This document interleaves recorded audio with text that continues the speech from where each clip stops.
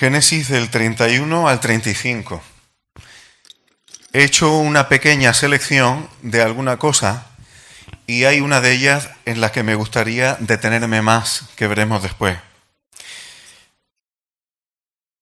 Lo que me encanta de las Escrituras es que Dios revela cómo es el corazón del hombre, cómo es la carne, y no está mal ver y examinar en las Escrituras cómo funciona la carne, porque el mismo apóstol Pablo dice que no ignoramos las estratagemas del enemigo.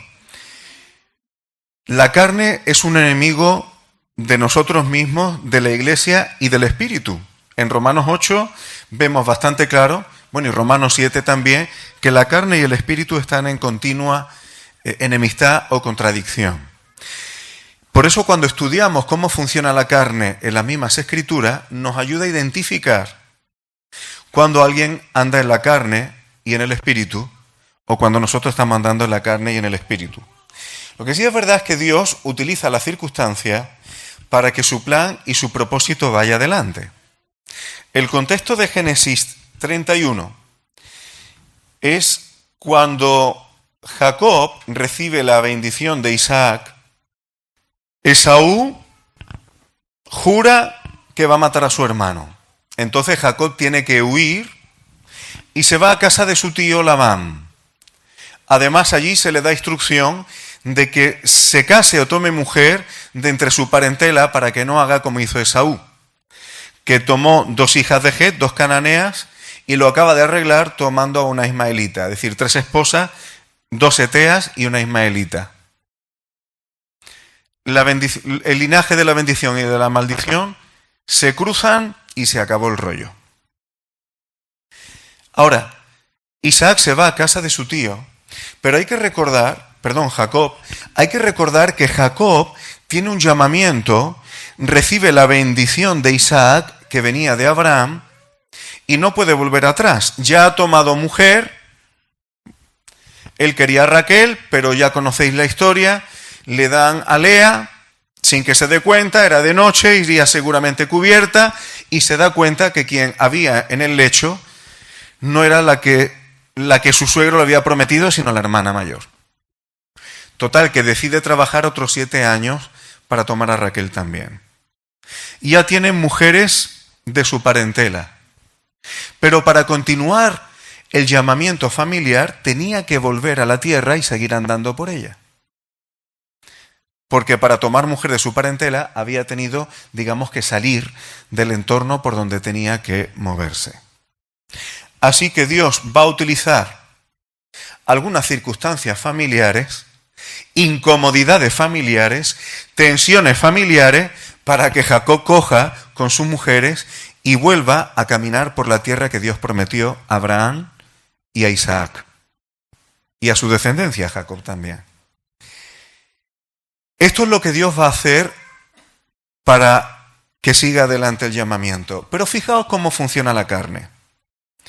Como Dios estaba con Jacob en casa de su suegro, Dios prospera la casa porque Jacob está trabajando allí.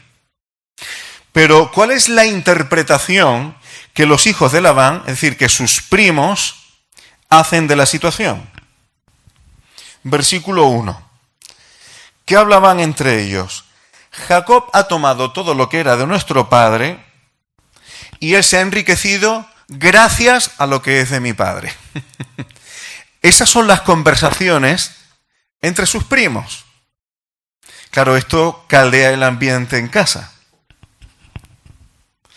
Jacob también se da cuenta que como él va prosperando, Labán, su tío, dice que ya no le mira, su actitud para con él, versículo 2, lo estoy parafraseando, ya no era como antes.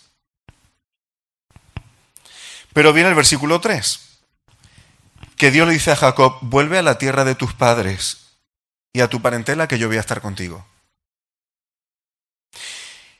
Y viene el versículo 13, que aquí me voy a parar un poquito.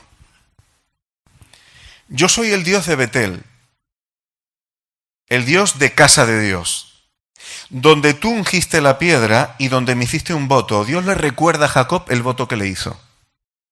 Así que ahora te levantas y sales de esta tierra y vuelve a la tierra donde naciste, que era donde caminaba Abraham e Isaac. La situación familiar se está volviendo de tal manera que va a ayudar a que Jacob se quiera ir. Ahora, a mí me gusta que la Biblia señale estas cosas.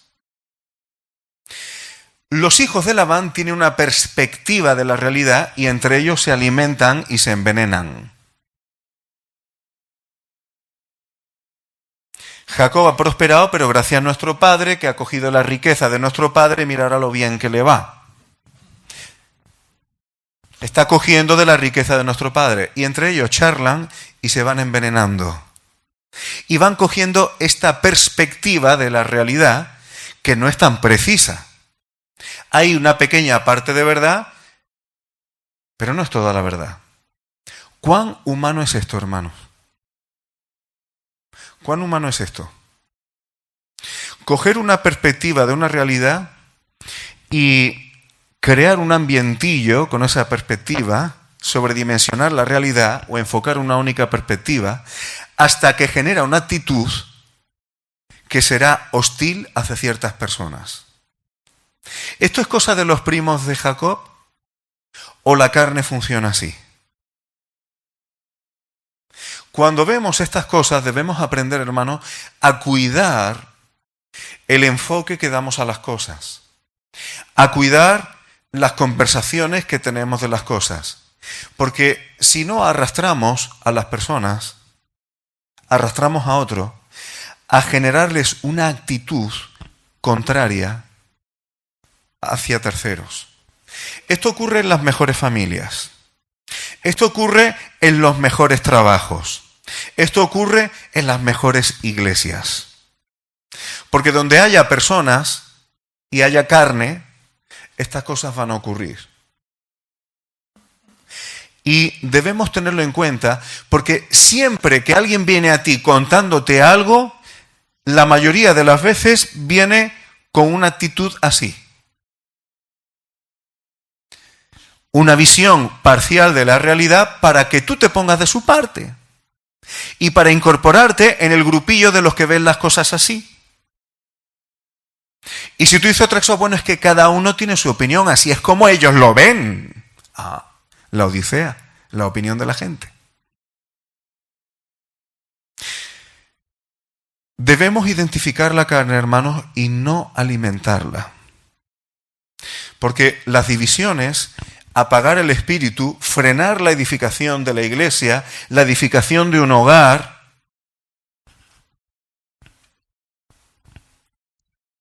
esa es la tarea de la carne. Cuando alguien venga a ti, muchas veces lo primero que tú piensas es si tiene o no tiene razón.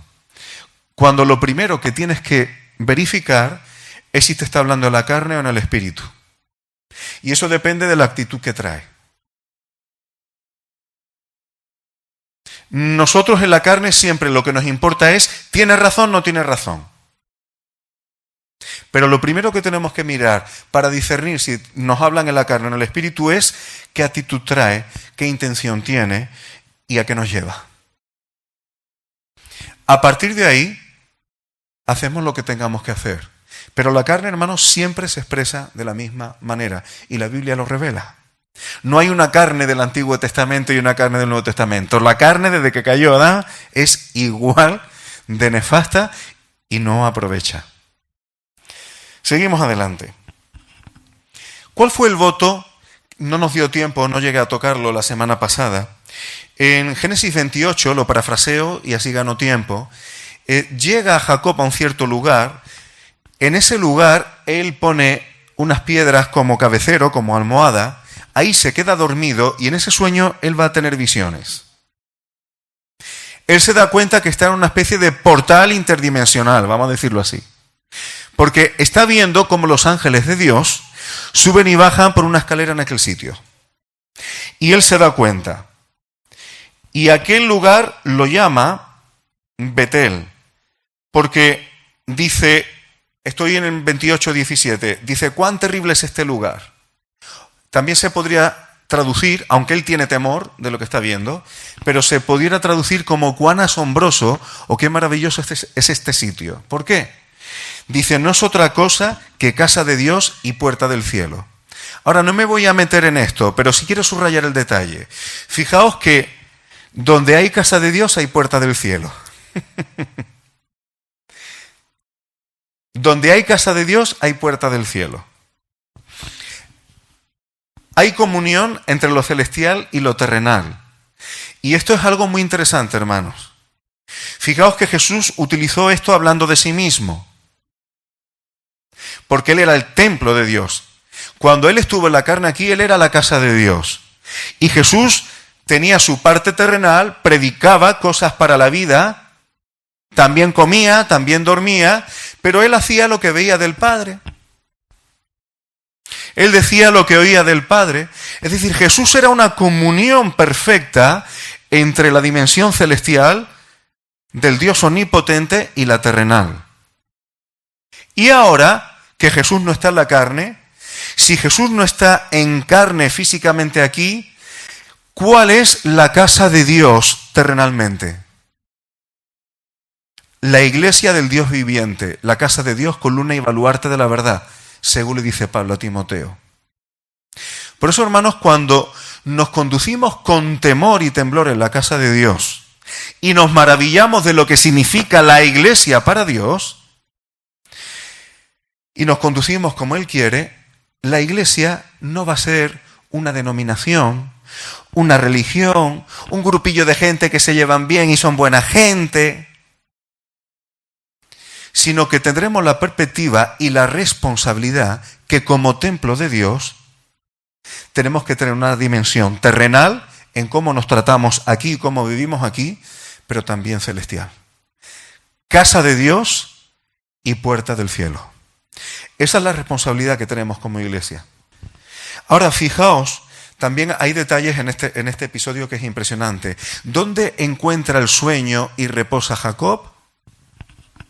Sobre piedras.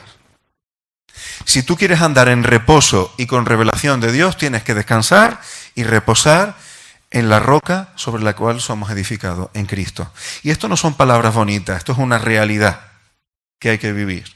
Fuera de Cristo como roca, nos podemos olvidar de revelación de Dios, de visión de Dios, de andar en reposo, porque todo lo que queremos hacer es nuestra fuerza. Mientras Jacob descansaba sobre la roca, puerta de Dios y casa del cielo. Casa de Dios y puerta del cielo. ¿Qué es la iglesia ahora? Exactamente lo mismo que Dios cuando crea a la mujer para el varón. ¿Cómo lo hace? Mientras Adán, el varón, le hace caer en un profundo sueño. Y de ahí crea a la mujer, que enfoca a la iglesia, la casa del Dios viviente, columna y baluarte de la verdad. Sigo adelante porque si no, no avanzamos, hermano. Ahora, cuando Jacob se da cuenta de la revelación tan grande que ha tenido, hace un voto. Y le dice a Dios que si va con él y le aguarda en su viaje, él iba a encontrarse con su hermano y tenía angustia por su vida, porque el hermano había jurado matarlo. Y dice, si me guardas en este viaje y me diere pan para comer y vestido para vivir, aunque Jacob prospera en casa de Labán más adelante, pero él está pidiendo sustento y abrigo, lo mismo que dice el apóstol Pablo. Si tenemos sustento y abrigo, ya estamos bendecidos por Dios. No nos falta bendición de Dios, lo digo ahora que está de moda esta marca, que casi nadie la mencionaba, porque no tengas un Lamborghini en la puerta.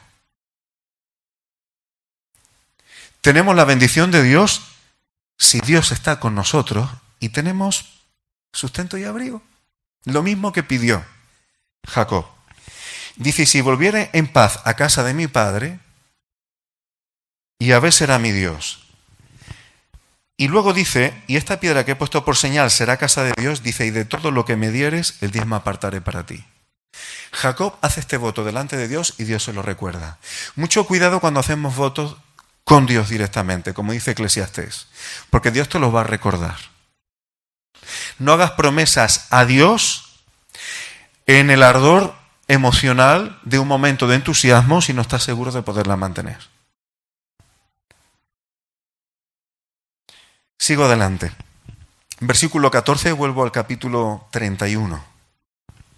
Y tenemos hasta 35, ¿no? Vamos a ver ya sabemos lo que los primos de Jacob pensaban de lo que había ocurrido en casa y por qué Jacob había prosperado. Ahora vamos a ver la visión de Raquel y Lea, de las mujeres de Jacob, que eran las hijas de Labán. Dice, ¿tenemos acaso parte o heredad en la casa de nuestro padre? ¿No nos tiene ya como por extrañas, que nos vendió y aún se ha comido del todo nuestro precio? Fijaos, para que luego digan que la Biblia es machista. Aquí ellas se están quejando de que han sido vendidas y que encima se ha comido el precio por el cual ha vendido a sus hijas. Y lo están dejando bastante claro. ¿No nos tiene ya como por extrañas? O sea, aquí se están quejando de la falta de afecto natural y de haber sido mercantilizadas siendo su padre y siendo ellas hijas. Y aún se ha comido del todo nuestro precio. Esto había quedado en el corazón de ellas. Para que nos demos cuenta, hermanos, que aunque la cultura de la época fuere la que fuere, el interior del corazón humano es el que es. Y aquí ellas se están quejando de eso. Un poco más adelante le avisan de que Esaú viene al encuentro y que viene a recibirle. Y Jacob está temiendo lo que pueda pasar ahí. Va a encontrarse con su hermano y el hermano ha jurado matarlo. Sabemos que Dios va a intervenir más adelante para que este encuentro no sea letal y Esaú se va a emocionar de ver a su hermano, de ver a su familia y ver todo eso. Pero Jacob va con mucho cuidado. Y aunque no me voy a detener mucho tiempo en ello, pero ya hemos dicho que Génesis es la columna vertebral de toda la Biblia y ahí están los detalles y los flashes de todo lo que va a venir más adelante. Jacob, ante el miedo de que el encuentro con su hermano está próximo, decide, estoy en el versículo 7 del capítulo 32, dividir sus hijos, su familia y todo lo que tiene en dos campamentos. Pensamiento de Jacob: si mi hermano ataca, pues por lo menos que el otro huya. Entonces divide su casa en dos para que si fuera atacado una parte, la otra pueda huir y mantenerse y sobrevivir. Dios va a hacer esto con la descendencia de Jacob más adelante. Dios va a dividir el pueblo de Israel en el reino del norte y del sur, para que según los planes de Dios, a través de esta división que se producirá por razones de la carne, Dios la va a utilizar para bendecir a todas las naciones de la tierra. Dios va a utilizar que el pueblo de Israel se divida en dos para bendecir todas las naciones de la tierra y que esas naciones de la tierra puedan ser descendientes de Jacob también. Ahora veremos. Y Dios lo va a utilizar. Y de hecho ese itinerario Dios lo va a seguir hasta que por mano del Señor Jesucristo en su venida, todo el pueblo de Dios, judíos y gentiles, todos los que están en Cristo, sean un solo pueblo y Cristo sea el único jefe de ellos. Eso está profetizado y lo toco un poco por encima. Pero aquí tenemos ya cómo la Biblia apunta a esos flashes que van a venir en un futuro. Y ahora viene donde yo me quería parar un ratito. Aquí viene algo, hermanos, que creo que conviene entenderlo. Entender lo que va a pasar aquí. Una de las cargas que yo tengo en mi corazón más grande, hermanos, es que aprendamos a leer las Escrituras y que los conceptos y palabras que vienen en las Escrituras lo defina la propia Escritura. Que cuando vayamos a la Biblia seamos como niños pequeños queriendo aprender desde cero. Porque si en vez de definir la Escritura las cosas, las definimos nosotros mismos, terminamos definiendo las cosas según lo que hemos aprendido, según nuestra cultura, según mi pensamiento, y además damos por sentado que es así, cuando a veces la Biblia define las cosas de una manera distinta o con matices distintos a como nosotros lo hacemos. Casi con seguridad, si yo te digo, ¿tú sabes lo que significa amor o amar? Tú decís, hombre, sí, sé lo que significa. Pero posiblemente el concepto que tú tengas de lo que es amor, aunque sea precioso, tenga elementos que la Biblia define como amor, pero que tú los pasas por alto ni has caído. ¿Cómo define la Biblia la palabra luz? ¿Cómo define la Biblia la palabra pecado? ¿Cómo define la Biblia la palabra justicia? ¿Cómo define la Biblia la gracia?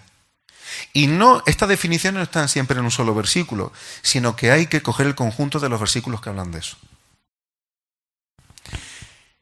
¿Y qué es lo que quiero decir? Si yo hiciera aquí una encuesta, os reparto un papel a cada uno y os voy a hacer una pregunta. ¿Qué es? O una nube de ideas. ¿Qué asocias tú? ¿Qué significa? ¿O qué te infunde la palabra Israel? Y ahora cada uno escribe. Muchas de las cosas que leeríamos, muchos asociarían Israel a ser judío. Muchos asociarían Israel a una tierra por allí por Oriente Medio donde siempre hay jaleos con los palestinos. Muchos asociarían Israel, el que tuviera incluso una cierta formación cultural, con sionismo político. Y cada uno te daría su propia visión. Algunos, acercándose un poco más a las Escrituras, dirían es el pueblo elegido por Dios. Pero eso también hay que concretarlo. Y a mí me gustaría, hermano, que para tener una visión un poco más completa de qué significa ser Israel, prestemos atención a lo que viene aquí.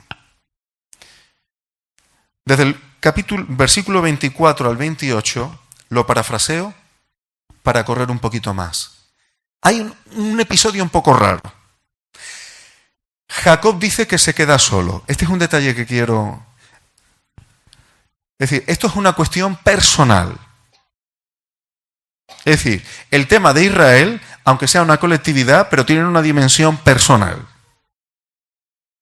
Cuando Jacob se queda a solas con Dios, con el ángel del Señor, se queda forcejeando. No deja que se vaya. ¿Y sabéis por qué? Y el ángel del Señor, déjame que ya va a amanecer. ¿Me quiere dejar? Y Jacob le dice, no te dejo irte si no me bendices. Es decir, esto no es que, permitidme decirlo de una manera en plata, no es irreverencia, pero Jacob no está diciendo voy a partirme la cara con un ángel. No es eso. Lo que quiere es forcejear, retenerlo a la fuerza y está forcejeando mientras se quiere ir. Dice, no voy a dejar que te vayas hasta que no me bendigas. Es decir, es un forcejeo a solas con el ángel del Señor, con Dios mismo, luchando por bendición. Y le dice, lo parafraseo, ¿cómo te llamas? Y le dice, Jacob.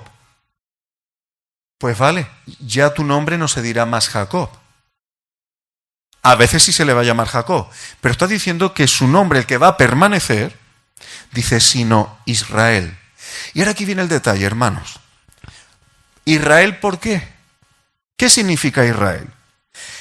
¿Por qué Israel? Porque has luchado con Dios, es decir, de parte de Dios, y con los hombres, contradicción contra los hombres, y has vencido. Aquí está una definición bíblica de lo que significa ser Israel. Luchar de parte de Dios con los hombres y vencer. Esto es importante que no lo olvidemos, hermano, porque ahora voy a hacer una serie de preguntas al texto. ¿Los judíos existen aquí? Todavía no. ¿Como pueblo aparte? No.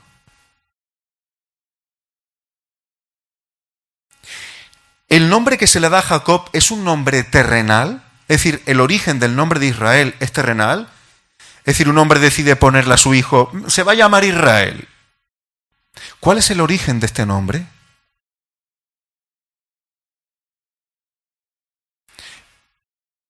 Y es la bendición que se le da a Jacob. Es decir, él está luchando por una bendición y la bendición que se le da es un nombre, Israel, que significa luchar con Dios, con los hombres y vencer. Si esto no se nos mete en la mente y en el corazón, hermano, Todo lo que tenga que ver con Israel va a estar mediatizado por lo que veas en un telediario, por lo que te haya dicho un teólogo, por lo que a ti te parezca. Y creeremos que Israel es cosa de cultura judía. Cuando el Israel de Dios, el Israel bíblico y trascendente que aparece en la Nueva Jerusalén, tiene una perspectiva, yo diría que bastante más amplia. Y esto hay que tenerlo en cuenta, hermanos, porque si no hay muchas cosas de la Biblia que se nos pasa por alto. Fíjate que en el versículo 35, el capítulo 35, versículo 9, Dios se le aparece a Jacob otra vez, cuando vuelve de Padán Aram, y le bendice. Vuelve a lo mismo. Estoy en el 35. Me he saltado un montón de versículos para ir terminando. Fijaos, hermano, que dice Dios, versículo 10, tu nombre es Jacob, no se llamará más tu nombre Jacob, sino Israel será tu nombre. Y llamó su nombre Israel. Aquí está diciendo claramente la bendición. Y lo bendijo ¿cómo? Diciendo, tu nombre será Israel.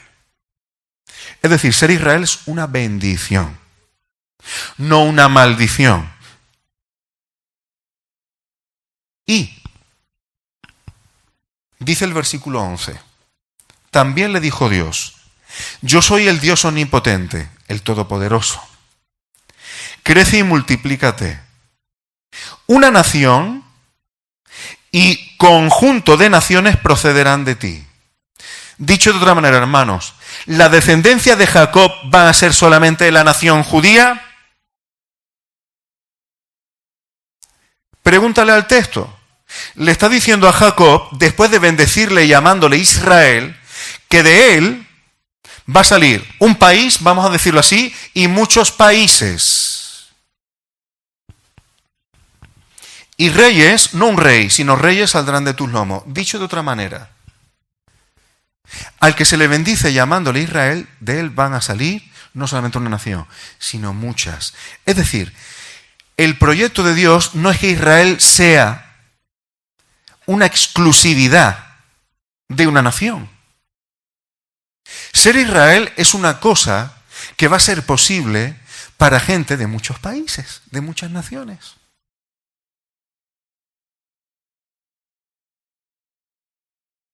¿Y esto qué tiene que ver, Efraín, con el Nuevo Testamento? Hay que aprender a leer las cosas. Si ser Israel significa vencer, hay que ver donde la palabra habla de vencer con mayúsculas. Porque eso es tener la bendición de Dios. Y hay que distinguir una cosa, hermano. El versículo 11 que acabo de leer, ¿a quién se lo dice Dios? ¿A Jacob o a Israel? A veces a Jacob se le va a seguir llamando Jacob. Pero hay que prestar atención porque otras veces se le habla a él como Israel. Y a veces hay una intención en que esté así. La pregunta es la siguiente, hermanos. Dice Romanos 8:37. En todas estas cosas somos más que vencedores por medio de aquel que nos amó. Juan 5:4. Todo lo que es nacido de Dios vence al mundo. Y esta es la victoria que ha vencido al mundo, a los hombres, nuestra fe en Cristo. El que anda en Cristo está luchando de parte de Dios contra el mundo, contra estos hombres caídos. El que está en Cristo tiene la ciudadanía celestial de Israel. Primera de Juan 2:14. He escrito a vosotros jóvenes, ¿por qué? Porque sois fuertes, la palabra permanece en vosotros y habéis vencido, victoria, al maligno. Gracias sean dadas a Dios, Primera de Corintios 15:57, que nos da la victoria por medio de nuestro Señor Jesucristo. Hermano, ser vencedores en Cristo Jesús significa ser Israel. Porque en tus fuerzas ni tú vencerías al mundo, ni tú ni yo, claro, ni vencemos al maligno, ni tenemos capacidad de vencer nuestras carnes, ni mucho menos de tener herencia de Dios. Solamente en Cristo es posible que esas cosas sean reales. Por tanto, estar en Cristo significa formar parte del Israel de Dios. Y si tú te vas a la Nueva Jerusalén, no tienes que estar buscando a la iglesia por un lado y a Israel por otro. Esa división, ¿dónde viene? Por eso las 12 puertas son los 12 nombres de las 12 tribus de Israel.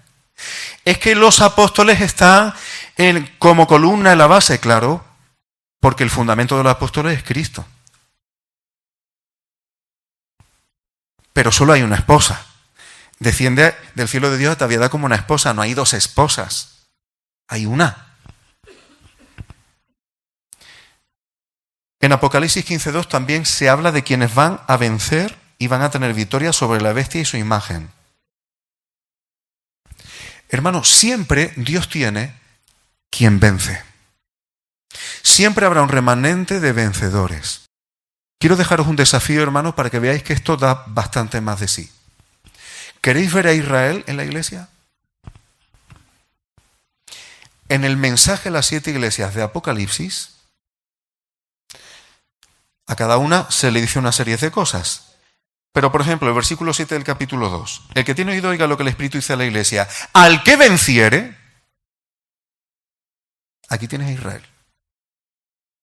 Y además, no dice los que vencieren, no, al que venciere. ¿Te acuerdas que Jacob se quedó a solas?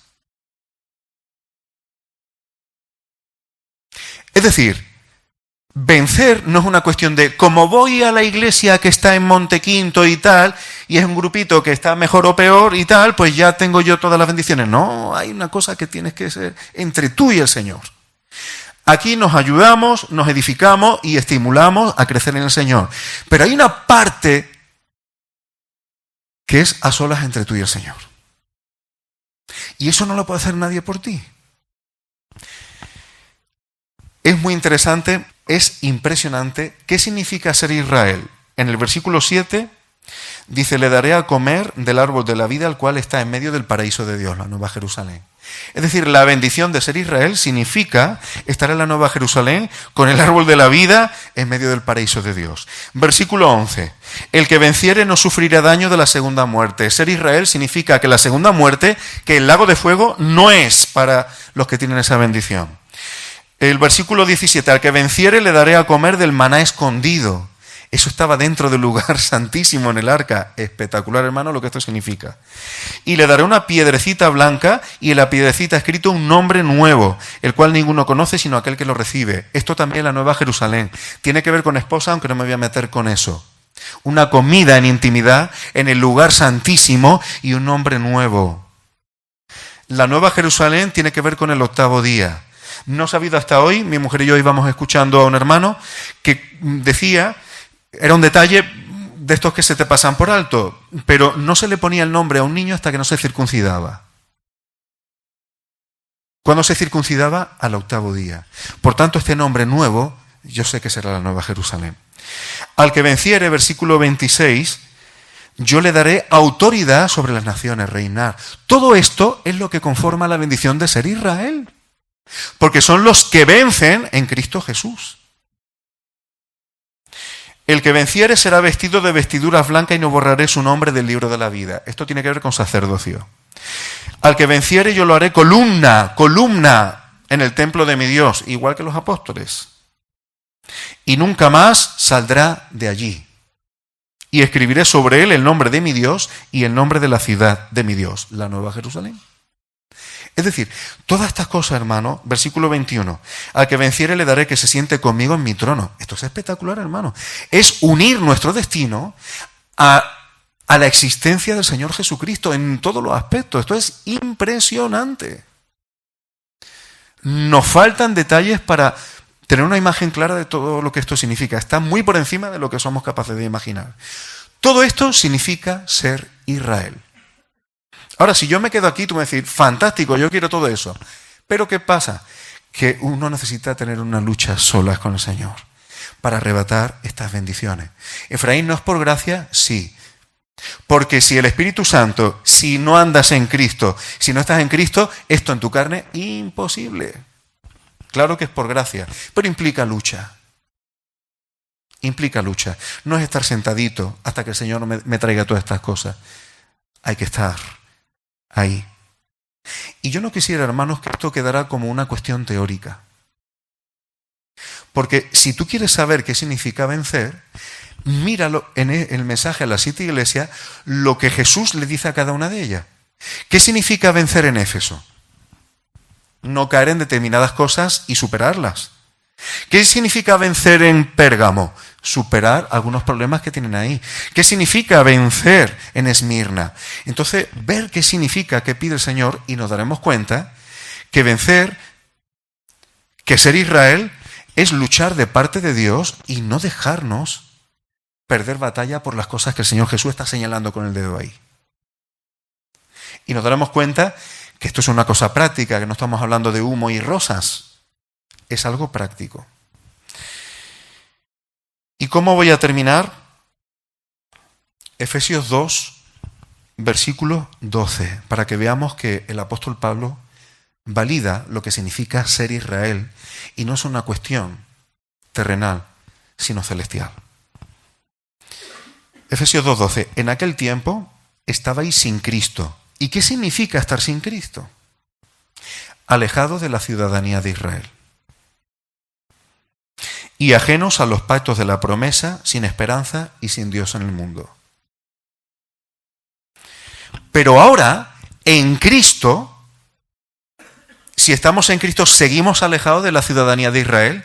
Y vuelvo a decir, no me defina ser Israel con el bagaje cultural tuyo, sino con lo que Dios ha definido, y se lo ha dicho a Jacob. Ahora en Cristo, vosotros que en otro tiempo estabais lejos, ¿lejos de qué? Te lo acabo de decir, estabais alejados de la ciudadanía de Israel. Así que ahora en Cristo ya no se está lejos de la ciudadanía de Israel. Habéis sido hechos cercanos ¿a qué? A la ciudadanía de Israel, por la sangre de Cristo. Así que ya no sois extranjeros ni advenedizos, sino conciudadanos. ¿A qué ciudadanía se está refiriendo? Es que te lo dice el texto. De los santos y miembros de la familia de Dios. El Señor Jesús habló a algunos que tenían ciudadanía de Israel terrenal y les dijo, en el reino vais a tener lloro y crujir de dientes. ¿Por qué? Porque vais a ver que estaré sentado a la mesa con Abraham, Isaac y Jacob y veáis que vosotros estáis excluidos del reino. Es decir, la ciudadanía de Israel no es una cosa que se obtenga por derecho político, de sangre o de ni siquiera una curia religiosa humana. Eso es una cosa que Dios da por gracia, pero que implica batallas en Cristo Jesús. Y significa estar sentado en el reino. Por eso si tú me dices, no, Dios le ha hecho una promesa a Abraham, Isaac y Jacob, pero nosotros como iglesia tenemos otra. Pues me estás diciendo que no vas a estar en el reino, porque ellos sí van a estar en el reino. Me estás diciendo que no vas a estar en la Nueva Jerusalén, porque eso es lo que estaba esperando Abraham, según Hebreos 11. Hermano, no hay una iglesia como una cosa aparte y la promesa de Abraham, Isaac y Jacob como si fuera otra cosa aparte. Siempre ese linaje que ha buscado a Dios por fe son el Israel de Dios, el Israel bíblico real. Los que vencerán y estarán no por sus propias fuerzas, sino por la fe en Cristo Jesús y porque en Cristo somos más que vencedores. Yo le pido al Señor que se haya entendido un poco lo que he tratado de explicar, Biblia en mano, y que la definición de las cosas de la Escritura sea según define la Escritura y no según nuestra cultura, porque si no sacamos conceptos erróneos, incompletos, y ¿quién quiere definir las cosas de la manera que no es? Mejor que la defina la palabra, que siempre es mucho más maravilloso, que cuando nosotros ya damos por sentado que ya sabemos lo que es. No, hagámonos como niños delante de la Escritura y entonces Dios nos revelará más cosas. Bendito sea su nombre.